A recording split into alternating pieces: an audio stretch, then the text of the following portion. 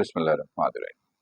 देखिए, एक मरतबा फिर हम लोग थर्मोडायनेमिक्स के ही एमसीक्यूज को देख रहे हैं और ये कुछ नए एमसीक्यूज हैं। तो पहले इस सेगमेंट में मैं आपको समझा देता हूँ कि ये एमसीक्यूज हैं क्या, जिसका आंसर आप लोगों को देना है। पहला MCQ, when energy is transformed from hot body to cold body and piston comes in thermal equilibrium. ये लाइन तो क्लियर होगा कि एनर्जी हमेशा ट्रांसफर होती है हॉट बॉडी से कोल्ड बॉडी में, और फिर जब दोनों का टेम्परेचर बराबर हो जाता है, हीट हॉट बॉडी रिलीज करता है, कोल्ड बॉडी एब्जॉर्ब करता है, फिर एक वक्त ऐसा आता है कि दोनों की एनर्जी बराबर हो जाती है, तो ना तो फिर कोई हॉट बॉडी रहा ना कोई कोल्ड बॉडी रहा, फिर एनर्जी ट्रांसफर नहीं होती है। जैसे एक गिलास में ठंडा पानी है, एक में गर्म पानी है।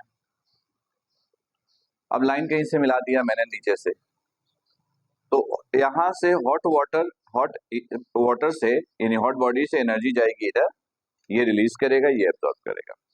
फिर जब दोनों का टेम्परेचर बराबर हो जाएगा तो हीट लेना देना बंद। ठीक है, यही फिनोमेना यहाँ पे लिखा है।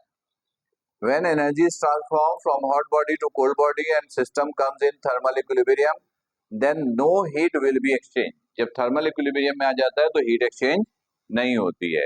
ये स्टेटमेंट किस लॉ का है? First law of thermodynamics, zero law of thermodynamics, ये बाकायदा थर्मोडायनामिक्स का एक लॉ है। थर्ड लॉ ऑफ थर्मोडायनामिक्स, या ये तीनों गलत हैं, ये स्टेटमेंट किसी और ही लॉ का है। थर्मोडायनामिक्स के बताए थे 7 लॉ है, तो ये किसका है ये आपको बताना है। ठीक है, चलो पहला एमसीक्यू हो गया। दूसरा, if 200 joules of heat energy supply to this system, समझ में आ गया,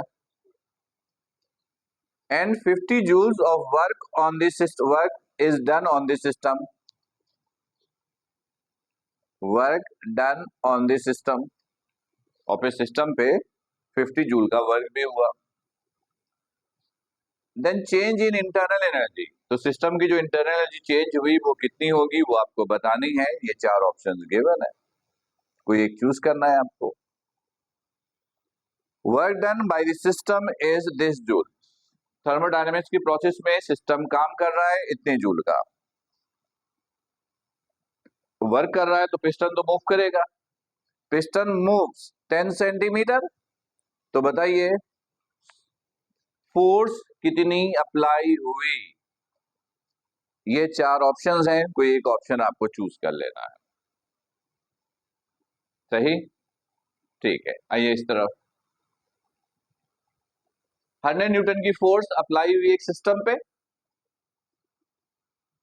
और उस सिस्टम में जो पिस्टन यूज हो रहा है, जो वर्क करने में यूटिलाइज होता है, पिस्टन का एरिया इतना है 2 एक्सपोनेंट -2 मीटर स्क्वायर, और वो मूव करने के दौरान इतना डिस्टेंस कवर कर रहा है।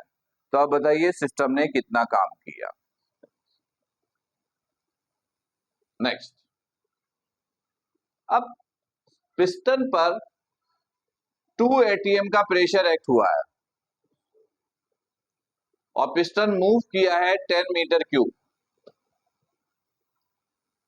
तो बताना है अब वर्क डन कितना होगा। लास्ट, ये थ्योरेटिकल टाइप का दिया है कि सिस्टम की जो इंटरनल एनर्जी होती है वो किस फिजिकल क्वांटिटी को शो करती है। पहला एंथैल्पी को शो करती है, एंट्रोपी को शो करती है,